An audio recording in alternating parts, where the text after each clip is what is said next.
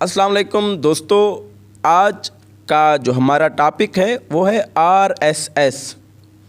Are S S Bharat کی ایک ہندو تنظیم ہے۔ اس کے بارے میں ہم آپ کو جانکاری دینا چاہتے ہیں۔ آر ایس ایس ہندوؤں کی ایک تنظیم راشٹریہ سوانم سیوک سنگھ کے نام سے ہے۔ یہ تنظیم خود کو قوم پرست تنظیم قرار دیتی ہے، لیکن یہ بھی دیکھا گیا کہ دہشت گردانہ معاملوں میں اس تنظیم کا ہاتھ رہا ہے۔ اس تنظیم کا باقاعدہ آغاز سن 1925 کو ناگپور میں ہوا۔ یہ ہندو سوائم سیوک سنگھ کے نام سے بیرون ممالک میں بھی سرگرم ہے۔ یہ بھارت کو ہندو ملک گردانتا ہے اور یہ اس تنظیم کا اہم مقصد ہے۔ آزادی سے قبل برطانوی دور حکومت میں بھی اس تنظیم پر ایک بار پابندی عائد کر دی گئی، جبکہ حکومت ہند نے بھی اس تنظیم پر 3 بار پابندیاں عائد کر دیں۔ بھارت میں اگر فرقہ وارانہ فساد کی بات کی جائے تو بھارت میں دنگے فسادات برپا کرانے میں اس تنظیم کا نام سر فہرست ہے۔ سن 1927 کا ناگپور فساد، ان میں اہم اور اول رول آر ایس ایس کا رہا ہے۔ سن 1948 کو اس تنظیم کے ایک رکن ناتھو رام نے مہاتما گاندھی کو قتل کر دیا۔ سن 1969 کو احمد آباد فساد، سن 1971 کو تاشیری فساد اور سن 1979 کو بہار کے جمشید پور فرقہ وارانہ فساد میں یہ تنظیم ملوث رہی۔ 6 دسمبر سن 1992 کو اس تنظیم کے اراکین نے بابری مسجد میں گھس کر اس کو منہدم کر دی۔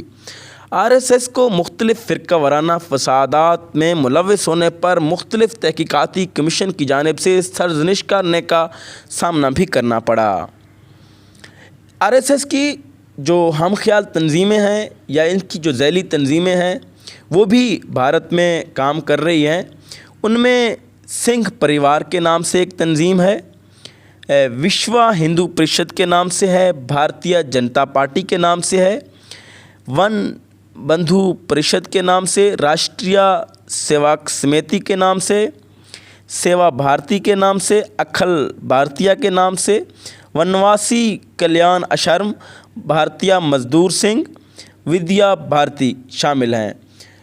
گزشتہ دنوں پرائم منسٹر عمران خان نے اقوام متحدہ کے فلور پر پرائم منسٹر مودی پر جو الزامات لگائے ہیں، ان میں ان کا ایک الزام یہ بھی تھا کہ بھارتی وزیر اعظم Narendra Modi R S S کا ممبر ہے۔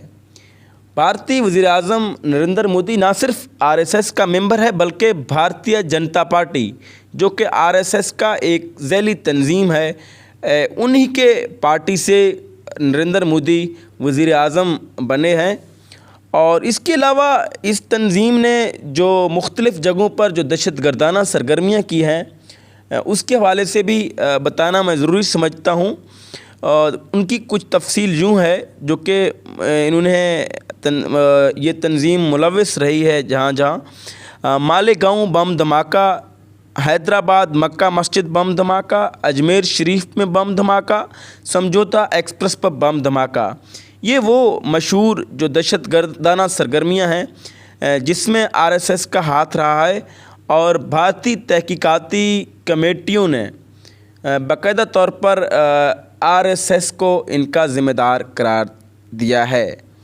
تو ان تمام چیزوں کو مد نظر رکھ کر ہم یہ کہہ سکتے ہیں کہ وزیر اعظم عمران خان نے جو اقوام متحدہ کی جنرل اسمبلی میں جو الزامات لگائے ہیں آر ایس ایس پر، ان میں کافی جو ہے آپ کہہ سکتے ہیں کہ حقیقت ہے۔